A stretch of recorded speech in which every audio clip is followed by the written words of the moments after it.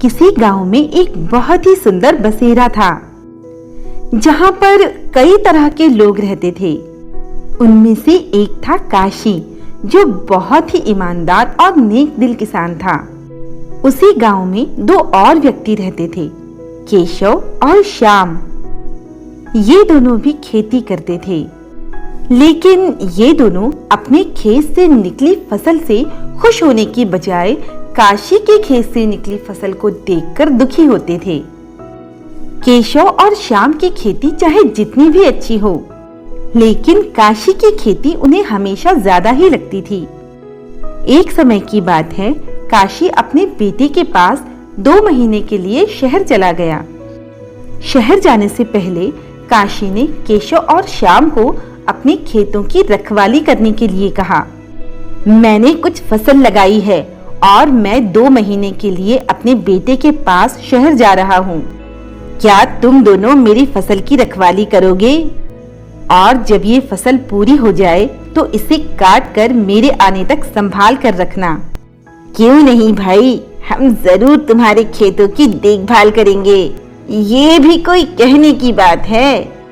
केशव और श्याम ये बातें एक दूसरे को देखते हुए कह रहे थे और मन ही मन सोच रहे थे, तुम बस यहाँ से जाओ, फिर देखो हम क्या करते हैं। धन्यवाद मित्रों, मैं तुम दोनों का ये एहसान कभी नहीं भूलूंगा। उसके बाद काशी अपने बेटे के पास शहर चला जाता है। काशी की गैर मौजूदगी में केशव और श्याम दोनों ही अपने खेत की बजाय काशी के खेत में ज्यादा ध्यान देते हैं। उनकी नियत काशी की फसल को काट कर रखने की नहीं थी, बल्कि वो ये सोच रहे थे कि फसल कटते ही इसे बाजार में अच्छे दामों पर बेच आएंगे। कुछ समय बाद फसल पूरी हो गई। आज मैं बहुत खुश हूँ। मैं भी। जल्दी से फसल की कटाई कर लेते हैं और बाजार में जाकर बेच आते हैं। हाँ चलो।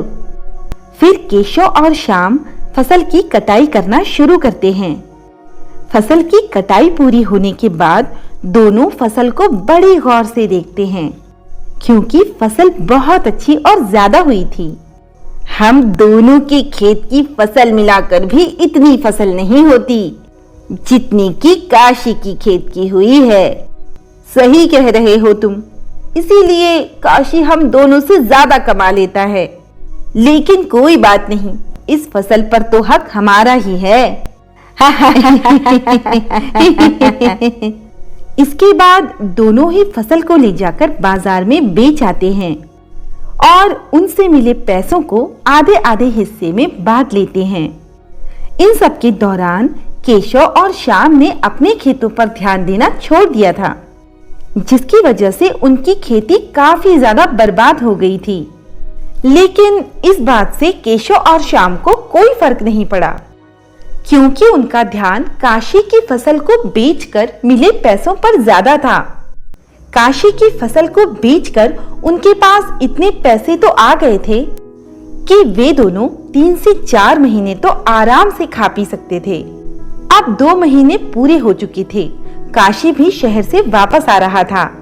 शहर से वापस आते ही काशी सबसे पहले अपने खेतों को देखने चला गया। खेत में जाकर देखता है तो खेत की सारी फसल कट चुकी थी। ये देखकर वो बहुत खुश था कि केशव और श्याम ने उसकी फसल की देखरेख अच्छे से की। काशी केशव और श्याम के घर जाता है। कैसे हो भाइयों? केशव और श्याम काशी को अचानक देखकर हैरान हो गए। क्या हुआ? तुम लोग ऐसे घबरा क्यों रहे हो? मेरी फसल कहाँ है? वो तो चोरी हो गई। चोरी हो गई? लेकिन कैसे? आज से पहले तो ऐसा नहीं हुआ। हमने तो बड़ी मेहनत से तुम्हारी फसल काट कर रखी थी, लेकिन अचानक एक चोर आया और तुम्हारी फसल को लेकर भाग गया। हाँ भाई, हमारी खेत की फसल भी बर्बाद हो गई। हम खुद बहुत परेशान हैं। काशी बिना कुछ बोले निराश होकर अपने घर वापस चला जाता है। काशी ने फिर से अपने खेतों को साफ करके उसमें बीज लगाए और बहुत मेहनत करके खाद पानी देकर उस फसल को बड़ा किया। काशी की मेहनत रंग लाई और फसल पहले से ज्यादा अच्छी हुई। इस दौरान केशव और श्याम के पैसे खत्म हो चुके थे और वो दोनों श्याम की फसल को देखकर दुगनी जलन से जल रहे थे। इस जलन में उन्होंने काशी की फसल को बर्बाद करने की सोची और उसी दिन अंधेरी रात में केशव और श्याम दोनों ही खेत में जाकर फसल को बर्बाद करने वाले थे। पर अंधेरा होने की बजाय वो काशी के खेत की जगह अपने ही खेत में विषैले खाद डालकर आ गए और अगले दिन वो दोनों ये सब देखकर दंग रह गए। काशी के खेत बड़ी खूबसूरती से लहरा रहे थे, वहीं केशव और श्याम के खेत बंजर हो चुके थे। ये देखकर दोनों रोने लगे और अपनी गलतियों पर पछतावा करने लगे। पीछे खड़ा काशी ये सब कुछ सुन रहा था। मित्रों, चुप हो जाओ, जो होना था वो हो चुका है। तुम्हें तुम्हारे किए का परिणाम मिल चुका है। तुम चाहो तो मेरे खेत में फसल उगा सकते हो। अनाज बेचने के बाद जो भी पैसे मुझे मिलेंगे उनसे तुम दोनों की मजदूरी निकल जाएगी। वैसे भी मुझसे अब ज्यादा काम नहीं होता और मेरे बेटे की भी यही सलाह है कि मैं मजदूर रख लूं। केशव और श्याम काशी से माफी मांगते हैं और तीनों आपस में गले लगते हैं। इस कहानी से हमें ये सीख मिलती है कि कभी भी किसी के धन को अपना नहीं समझना चाहिए। यदि हम पर कोई विश्वास करता है तो उसके साथ कभी भी विश्वासघात नहीं करना चाहिए।